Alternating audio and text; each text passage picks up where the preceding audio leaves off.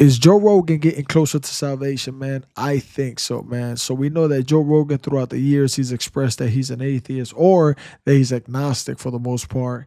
Um, and he's always had these conversations with different celebrities and different people he brings into his podcast. But as of late, for the past couple months, I would say even the past years, he's been bringing a lot of Christian men, for an example, like Stephen C. Myers, who is a Christian scientist. He brought in Wesley Huff, who's an expert when it comes to ancient manuscripts, and the list goes on. Even celebrities like Kid Rock, Hulk Hogan, The Undertaker, all have expressed their faith in Jesus Christ.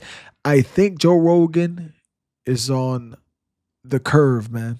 I think that Joe Rogan is closer than we think. If not, I think Joe Rogan's already a believer. But obviously, it takes time. Process of sanctification is a process. So before we get into this clip, man, I found it extremely interesting. If you haven't done it yet, man, go ahead and subscribe to the channel, hit the bell notification, and also give this video a thumbs up.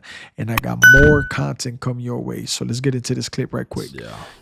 You're annoying. This is silly. Right. Like, you're just not seeing things correctly. Yeah. Like, yeah, there's a lot of lies. Yeah, there's a lot of conspiracies. It doesn't mean all of it. Okay, it doesn't mean the stars are actually lights in the sky. Yeah. A more interesting possibility is that it only exists when consciousness engages with it. And then that's the real simulation theory. That's the real weirdness. That's when things get like Tom Campbell, the My Big Toe, the theory of everything. That's when things get really weird. Yeah. When instead of consciousness is like a part of the creation of reality itself, that it's all integrated. Jesus. Yeah. I don't like thinking about any of that stuff. He weirds me out. Yeah, I don't like like space. I leave that alone. I don't know. Space, because also like what happened before, then what happened before that.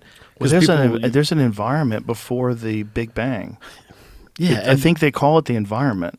Isn't that what it's called? Christ. The environment before the Big Bang. Yeah. What do they call it? By the way, I met a lot of people like that. They're very shallow in their way of thinking. I can't really think about where we came from, or if there's a God. It's a huge rabbit hole that you got to go into. Mind-boggling things actually shape worldviews. You know what I'm saying? And you could possibly see things differently if you actually go in through that rabbit hole, as they call it. But I see a lot of people that they be in fear to get into these topics, or they're very shallow in their way of thinking. Like, it's like, bro, get into it. You might find something better. Brian Cox was explaining it to us. I was like, what? Oh, God, yeah. Like, all theoretical, of course. Well, yeah. Which is the problem, because then, like, sometimes it's just, I don't know. Like, I couldn't have that be, which, great for like those people. I could not have that be my life, is coming up with these theorems and like studying them, because you're never going to get an answer. But it doesn't have to an be answer. You. I'm glad it's not you. Oh, well, yeah, for sure. I know. I'm glad you do what you do. Well, and they do yeah. what it's like, exactly. No, I'm glad that they do it. I'm just saying, like, for me, it would drive me absolutely, because I have to like know an answer. Right. I can't. I hate like hypotheticals and like string theory. I hate it. Well, let's be honest, you can know an answer. If I'm a believer, if I believe in Jesus Christ, I can know that Jesus Christ walked the earth. There's archaeological truths. There's, like Wesley Huff, he touches on a lot of manuscripts, textual criticisms, the Dead Sea Scrolls, and all these things. These are things that you can actually look up, and you can actually find a lot of truths behind them, and how old they trace back into ancient times, like the scroll of Isaiah, and all these things. Like, these are things that you can actually look up, and you can actually get, it can actually be verified, so it's like you can know a lot of things. I mean, it's only up to where your mind limits you. You know what I'm saying? Like, and also just look at nature itself, man. There has to be a God. Has to be a God. That could piss off. I don't need to know any about that. That one's weird. Yeah, any of that stuff. I like this happened on this day. This is who was involved. This is what happened. Right. Like, hard, that kind of stuff. Well, space is the ultimate, because we can only see so far. We see so far, but even so far is only so far. Well, and then they're saying like it's always expanding, which that can't be true because like what is it expanding into? If space is space, you know, if they're like, oh, it's like blowing up a balloon where everything's okay, but you're blowing up a balloon in a room, right? So what's the room that you're blowing the balloon into? And then that's in a bigger room, and then that's in this. And then there's the concept that it's actually finite. It's not infinite, and it's some sort of donut shape. It like goes back around eventually. But then who made all that? Right. Like, is there a God? Did God make this? Or is God the universe? Yeah, but then who made God? And then that bothers me. Right. But like, who made that thing? Is that a thing that we think that, like, because we were born and we die, that we have these biological limitations that we attach to the universe itself? That's fair. Right. That we see things as being built and destroyed. That there's always been something. Well, wouldn't it be crazier if there wasn't something at one point in time? Yeah. That seems even crazier. Then there always has been something. Because if it's just something, if it's just the nature of everything, there is always something, right? Right. It couldn't be nothing and then all of a sudden everything. That seems because what started that? What kicked that off? Exactly. What snapped its fingers? Like that's McKenna's great line. Exactly. And I like what Joe Rogan said. The nature of everything, there's always something. You know, I'd be baffled when people tell me, oh, I believe in the Big Bang. Nothing created all things. Everything came from nothing. That don't make sense to me. My mind cannot wrap itself around that. Even if you critically think, how is that even possible? Because if you look at everything around you has a creator. The shirts that we wear were created. The headphones that I listen through have a creator. The microphone, somebody created the mic. Somebody created the PC, the computer. All these things have a creator behind it.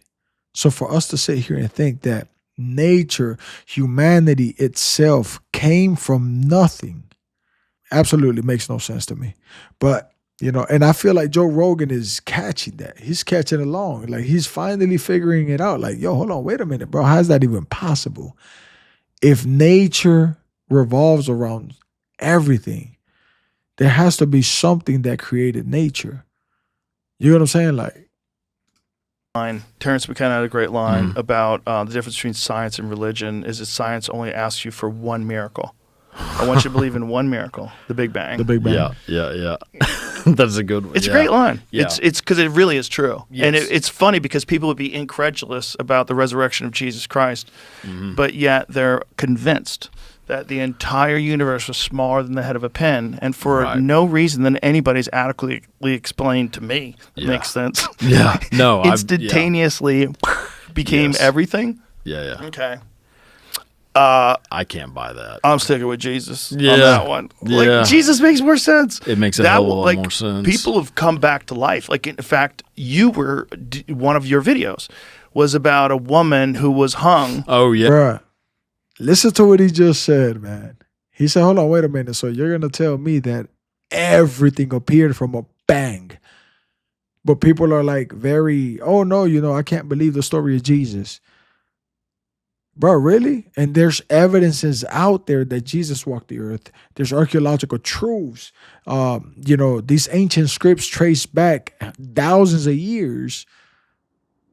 There's been eyewitnesses. All these things you have, people won't believe that, but they'll believe that one miracle, which is that everything came from a bang. Absolutely makes no sense. Absolutely makes no sense, man. And man, I actually found this clip very interesting. I think Joe Rogan, bro, is hitting the turn. I don't think Joe Rogan is an atheist anymore, bro. To be honest with you, I think Joe Rogan, God is tugging in Joe Rogan's heart. Now, mind you, Joe Rogan has the biggest podcast in the entire world, and bro, he's been bringing up a lot of believers into the pod, and I think Joe Rogan is having a change of heart, bro. And I know that my God can save anyone. You know what I'm saying? So listen, if you like this clip, man, like, subscribe. Like I said, I got way more content. You want to watch the full pod, go to the Joe Rogan channel, and you can find the entire podcast there. All right, deuces.